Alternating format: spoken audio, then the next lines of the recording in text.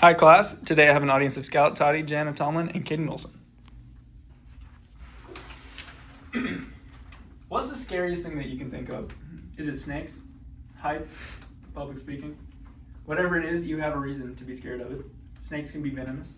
You can fall from a high place. And who wants to embarrass themselves in front of an audience? If anyone said that risk-taking was their biggest fear, I feel sorry for you. People should take at least one intentional risk per week, no matter how scary it seems. Taking risk is one of the best ways to learn and grow throughout life. And I've seen that so much in my life. I've gained so much from taking risks that I never would have had before putting myself out there and getting outside my comfort zone. For example, I am wearing flip-flops right now, and that's not something you normally see from a student or wearing in class. But getting outside of my comfort zone and wearing something that I like comfortable really helps me feel better, I guess. Today, I will show you why taking one intentional positive risk a day will improve your life. Well, of course, these things are the things that I mentioned earlier, but taking positive risks are something that everyone should have to do to grow and develop skills. They find new passions. The reason why most people don't take a risk is because they think the worst is going to happen. People that think the worst will happen never think the best will happen, and both can happen at the same time. People that don't take a risk can never discover a true passion or change their life exponentially. People are afraid to take a risk because they think the worst, but this will also cause worse judgment in certain situations. A study conducted by Sophia Ahmed states that fear can lead to overestimation of risk and exaggeration of potential negative outcomes. For example, have you ever been on a roller coaster and everyone's super scared when it gets to the highest point, but then afterwards, it's really fun? Not taking risk holds people back, just like the fear of failure, because people will never understand the reward of success. Dr. Hurd says in his article, it's risky not to take risks.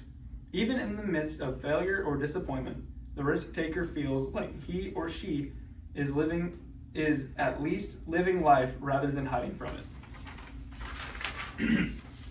People who are afraid to take risk will miss opportunities that they could have gained from taking that risk. Kelly Cooper says in an article called Dealing with the Regret of a Missed Opportunity, we spend a lot of time in our head and we can weave very, very detailed stories of what would have been. Our fantasies can be very rich. Your mind can create a whole new life for you based on taking the opportunity missed or the road not traveled. Create the best scenario in your head.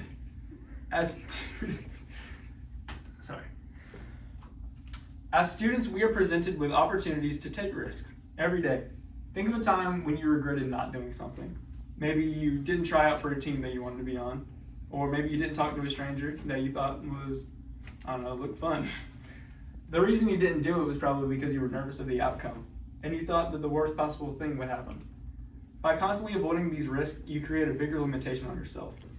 There are many reasons why small positive risks that people take every day to improve daily life are essential. The best ways to get out of your comfort zone is by doing something uncomfortable. Taking a positive risk can be the solution to personal growth.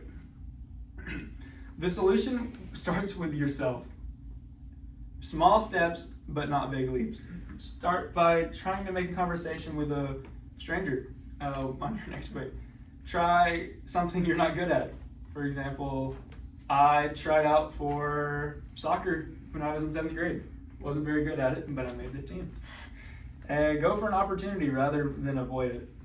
If you have to do something, go ahead and do it instead of just putting it off.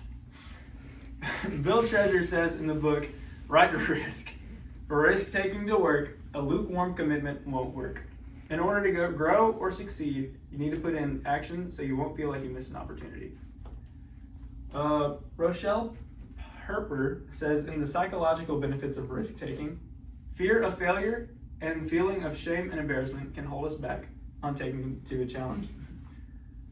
The reason this relates to me is because I ran cross country and I was so nervous whenever I started doing it. The first thing I can remember is being really slow and worse than everyone else that was out there. Of course, if I never took that risk, I wouldn't have gotten to where I am today as state champion team and state runner-up in cross country. People will most likely not take the risk because they're afraid of the possible outcomes. They must think that the worst is going to happen. Others think that small risks are insignificant and meaningless anyway. This isn't true because small change creates the biggest reward over a long period of time. Imagine this scenario. You applied for a job at a place you thought you were underqualified for. You took a risk, but you tried it out. The next thing you know, you're working at this job with lots of new coworkers, and you decide to join in a conversation with a group that's having by the water cooler. All of this happened because you decided to take a risk and step out of your comfort zone. Now imagine if you never applied for that job. Where would you be? Nothing would have changed. You wouldn't have a job, and you wouldn't have made those new friends. Even if you didn't get the job, at least you took a risk and learned rejection. Taking a risk is about learning from rejection and growing from it every day. Wayne Gretzky once said, "You miss 100% of the shots you don't take." If you never try, you'll never fail, but you'll also never succeed. Now that I've shown you the problems with avoiding risk and why taking risk is important, I'll finish by saying what you can do to start as soon as possible. Avoiding risk, you're going to stay in the same place as you always were. I failed a lot, but that's what got me to where I am today. Whenever I broke my wrist, I made a good thing out of it and started learning piano with my right hand. Whenever my left hand healed up, I started playing with both. By taking these small risks every day, you can create a better version of yourself. I strongly encourage you to find a stranger to start a conversation with on your way to class one day. Maybe you'll set up a date to hang out or get a better chance to know them. You may find a new best friend. Remember, the biggest risk of all is not taking any. Thank you. That's great.